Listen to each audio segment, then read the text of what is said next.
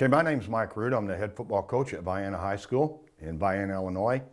We are a football program that's been in existence for 5 years. We just finished our third year playing varsity football. I just completed my 42nd year as a head football coach in the state of Illinois, and over the course of those 42 years, the 50 Michigan Angle defense has been what we've hung our hat on. It's allowed us to have a tremendous amount of success, and hopefully in this presentation on outside linebacker play in the 50 defense, you'll have a better understanding of just exactly how we can teach it, and hopefully it can help you out if you decide to use this defense.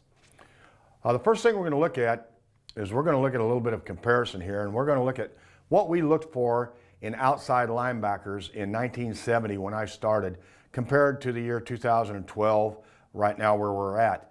And we were a cover 3 defensive secondary, and we would try to look for boys that had a little height, had a little bit of weight. And we were averaging young men who were probably 6'2", 6'3", 190, 200 pounds playing defensive end. One of those defensive ends would more than likely have to drop off and be what we call a drop outside linebacker and play the flat on our cover 3 secondary coverage. With the advent of the spread passing games and the shotgun, and with the empty backfield sets and the 3x1s and things like that, our young men who were 6'2", 6'3", 200 pounds who could drop off and cover a flat, that's not the kind of young athlete that we have to have today that can go out there and play man-to-man during zero coverage on a third receiver in a trip set. So therefore, we've had to look for a different type of kid to play outside linebacker. It has definitely changed as far as our defense is concerned. Some ways it hurts us, some way it helps us, because that same kid is going to have to walk up and play a 9 technique or a 6 technique when there's a tight end available. So let's start off and let's look at the stance that we want to use with our defensive ends or our outside linebackers. First of all, we are going to be in a parallel stance, and we're talking about to the tight end side. We're going to be in a parallel stance with our inside foot just slightly ahead of our outside foot. And we're talking about whether we're playing a 9 technique or a 6 technique. We want that young man to be bent at the waist. We want his head up. We want a flat back. And we want his hands dangling down in front of him so that when that tight end moves, he can strike a blow on that tight end. Basically, as far as our alignment is concerned, we're going to have different alignments. Now let's look first of all at the alignment to a tight end side. Our basic alignment in our 50 defense is a 9 technique. Now for those of you that use the Alabama numbering system, a 9 technique means the outside shoulder of a tight end. Now for us, we want that young man to take his inside foot and split the crotch right down the middle of a tight end. That's exactly where we want him.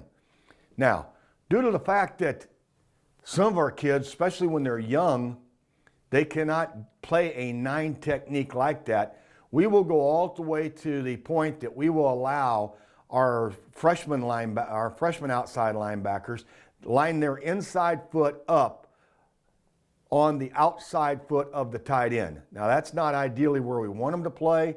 That's not where they need to play. But in the beginning, they cannot get reached. They cannot get hooked by a tight end. And if that's where it takes them playing, that's where they have to be. Of course, there's some give and take, because if you allow them to play a wide 9, that tight end has a much better release inside to block down on a defensive tackle on a double, or even to go inside and get your inside linebacker. Now for us, another technique that our outside linebackers play, in particular to a tight end, is what we call a 6 technique. Now, lots of times we just refer to that as heavy. And our kids know that if they are in a 6 technique playing a heavy, they are going to line up foot to foot, nose to nose with a tight end, and their job is to simply stymie or stonewall that tight end right there. We don't expect a down block to double on a tackle. We definitely don't want a release to the inside on an inside linebacker. Of course, you again have to give something up, and that's the chance that that kid could get hooked. More than likely, though, we're playing heavy on a tight end on a passing down when we know that he is a primary pass receiver, and we don't want him getting into the pass route.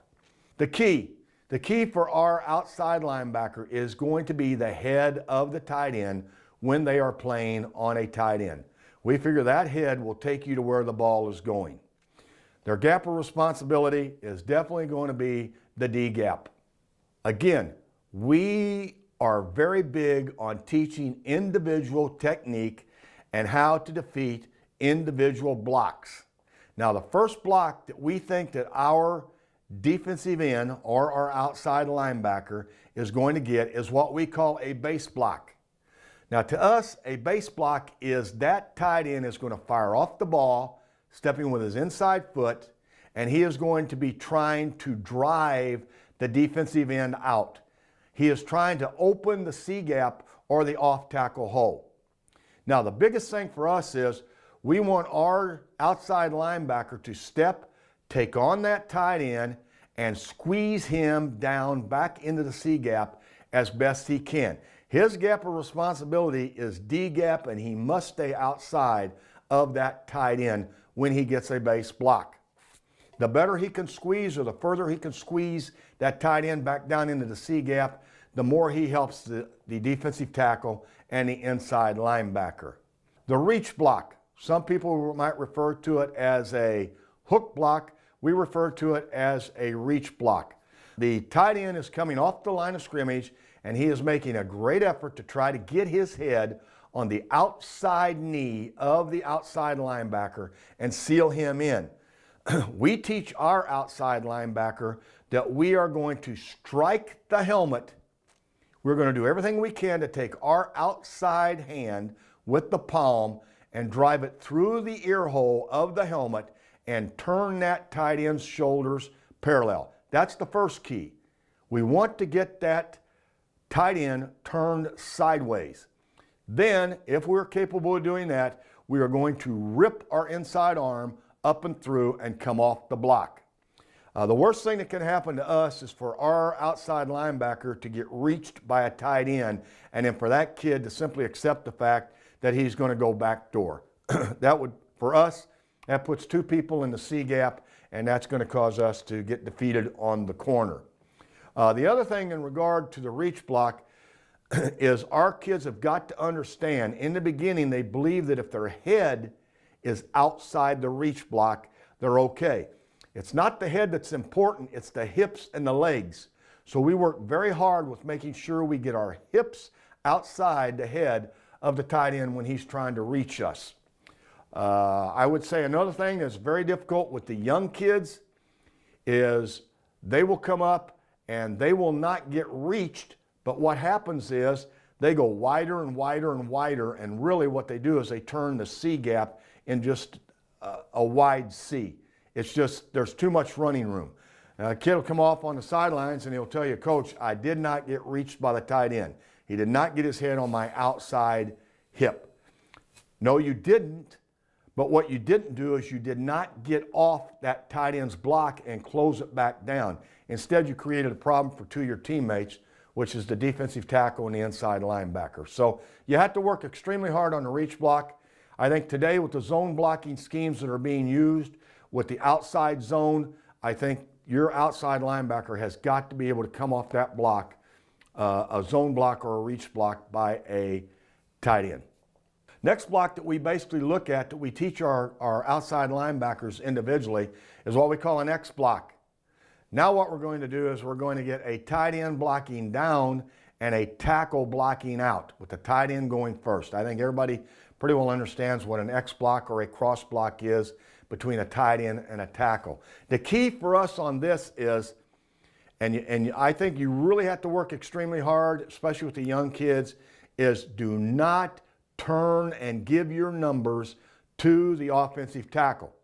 When that tight end blocks down, you have to step down, close the hole, and keep the shoulders parallel to the line of scrimmage. You cannot, if you turn and give your numbers to the offensive tackle and face inside, a good offensive tackle is going to take you to the sidelines. So again, it's another example where a kid says, tight end blocked down, I stepped down, I took on the offensive tackle when he blocked out on me. I did not get reached, nothing happened to me. And you have to explain to the kid, yes, but at the same time, you did not take that offensive tackle back into where he came and close that hole off. So a lot of it really has to do a lot with constricting the holes. Now, I think the key block, the block that I would think, spend probably 75% of the time with our defensive ends is a down block. Now, what I'm going to say next is probably going to be contradictory to what most coaches are doing out there. I guess a lot of it has to do with the fact that we are old school, and that is when a tight end blocks down, we shuffle down, keeping our outside arm free and our outside leg free. We try to get hip to hip with the tight end who is blocked down, and then whatever comes to block us, whether it is a fullback coming to kick us out for an off-tackle play or it is a guard coming to kick us out for a G play, we do not wrong arm. Now let me reemphasize that one more time.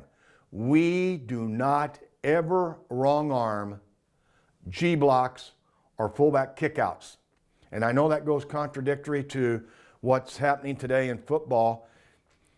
We have never believed that we want to take, as an example, that we want to take a running back running a 4.5 40 who's trying to run off tackle and bounce him outside into open space to the wide side of the field. Our entire scheme has always been based on the fact that our outside linebackers are taking everything on with the inside arm, the inside leg. We are forcing running backs to go back inside to what we refer to as the mean nasties, and that's the two inside linebackers. We even try to tell our kids in practice, when you run inside, try to avoid anybody wearing the numbers 50, because those are the hitters. So we do not wrong arm. Now, let's look at a down block. When we get a down block from a tight end and we step down to close that hole, a couple of things are going to happen to us. And the number one thing that we start out with is a fullback kick out. We tell our outside linebacker, we want you to be a heat-seeking missile. What you get is you get young kids, the tight end blocks down, they step down, they close the hole, and then they sit there to see what's happening, what's coming at them. We tell them what's going to happen is you're going to be the Volkswagen and the fullback's going to be the semi. So if you step down and close the hole and you don't go to phase 2, you're going to get drilled. So we want our outside linebacker to step down, close the hole. If the fullback's coming, we want to go meet it in the backfield. We are not going to set on the line of scrimmage and take it on. Another play that we get is a G play. Now for us, that is a tight end down and a play side guard coming to kick us out. Now we have had various problems with this situation. When that tight end blocks down and we step down to close the hole, that guard tries to kick us out. He's not going to be able to kick us out. They're not going to be able to run where they want to run. But well-coached teams are going to teach that guard to simply log our defensive end. And that is going to happen. We have got to concede the fact that more than likely our D end is going to get logged. And you can't ask a kid to do two things. You can't tell him to step down, close the hole, then when the guard comes on the G, don't get logged in. We feel we're very fortunate that our linebackers can scrape off and come on out to D, or our strong safety or our corner will be our run support person, not our outside linebackers. They are not our run support people. Next thing we have to look at, invariably, anytime you get a wing back, and we're talking about a tight wing next to a tight end, there's a reason why that wing back is there. And that is because a lot of their offense is probably going to revolve around tight end wing back double teams. Now, there's a lot of different ways that you can skin the cat here with this particular problem. When our outside backer is in a 9, he knows that there is always the potential of a double team whenever that wing is there. And we're going to teach him exactly the same way we taught the nose guard and the same way that we taught the defensive tackle. We're going to step up, take on the tight end, feel the pressure from the wing, try to split the double, and if we can't split the double, we're going to go down and we're going to cause a pile. We have got to emphasize to our kids, and through repetition and individual practice, we are not going to try to fight a double team. We play against teams that their tight end and their wing back, those two put together are going to be pretty dang physical compared to what we're putting up there as an outside linebacker. Now, I do know that some people have no problem with taking that 9 technique defensive end and sliding him in between the wing back and the tight end and tell him to simply try to split the tight end wing. We don't do that because we feel like the minute we move that outside backer out of a 9 technique, that tight end has a direct kill shot for our inside linebacker, and that's the player that we have to protect. So tight end, wing back, we know we're going to get doubled. We anticipate it. It's got to be a part of their offense, and we're going to work on it during the summer. We're going to work on it during 3-a-days, and our kids know defeat one of the blockers, don't defeat them both. You can't get through, create the pile. So we're going to have a base block, a reach block, a cross block. Most definitely, more than any other block that kid is going to see, is going to be a down block, and then we're going to have the tight end wing back double team. Okay, what I'd like to do right now is I'd like to look at option. Option is still a big part of a lot of teams' offenses. We see it quite a bit in the part of the state that I coach in, and your outside linebackers are very, very integral in stopping any type of an option attack. And we have certain rules that we try to teach our kids, whether it's D tackles, whether it's inside linebackers, or our outside linebackers in regard to playing an option. And the first thing I'd like to look at is playing the option to the tight end side. Now, I think any coaches or any coaching staff that simply tells their defensive end, you have quarterback or you have this particular back, I think you're asking yourself for a few problems, because we're seeing so many varied type of option offenses. You have the inside veer, you have the outside veer, you have the midline option, and you have the speed option. Those are 4 basic options that we work on during the summertime that we feel our outside linebackers have to be able to play all 4 of those at any particular time. Now, I'd like to look at the outside veer first, because I think that's an option that I think it's easier to run. I think it's easier for quarterbacks to run, and it's one that I think kind of messes some defenses up. If we run our defense against a team that's running an outside veer, we know that they're going to run it to the tight end side, and we know that we're going to get a down block by the tight end. Anytime we get a down block from a tight end, our defensive end, our outside linebacker, is going to step down, close the hole. Now, he's going to see the mesh between the quarterback and the running back. And it's very, very simple for us. We pretty much tell our outside linebackers, never let a back cross your face. So therefore, if it's outside veer, that running back is running right on the outside hip of that tight end who has blocked down. Our outside linebacker is instructed to tackle that dive back who's running the outside veer every single time. We want our kid to understand this is not a guessing game. So you're never going to let a back cross your face. Never. Now, there's times that you really have to emphasize with the kids. They're going to say, I saw the quarterback starting to pull the ball out. I realized he was not going to leave it with the fullback. Now, this may be contradictory to somehow. Some people want to teach it. We tell our outside linebacker, you tackle the back. We're not going to go half and half. Step, go to tackle the back, quarterback starting to pull the ball out. Therefore, we're going to leave the back and we're going to go back and we're going to try to tackle the quarterback. We're going to have somebody assigned, 2 guys at least assigned to that quarterback. And so therefore, we want that defensive end to make sure that he takes the dive back. And in order to do that, what we really do is anytime we're working with our outside linebackers in the summertime, preparing for option teams that might be on our schedule, we do all of it without a football. Now, I'm sure there's other coaches that do that also, but we're not going to make the football be a part of the drill. Our players are just going to boom, boom, boom. You take the dive, you take the quarterback, you take the pitch. Okay? Now, due to the fact that other people are going to run inside veer, your outside linebacker is going to be faced with numerous different problems. And one if they're running inside veer, the first problem he's going to face is going to be the release of the tight end, the arc release of the tight end.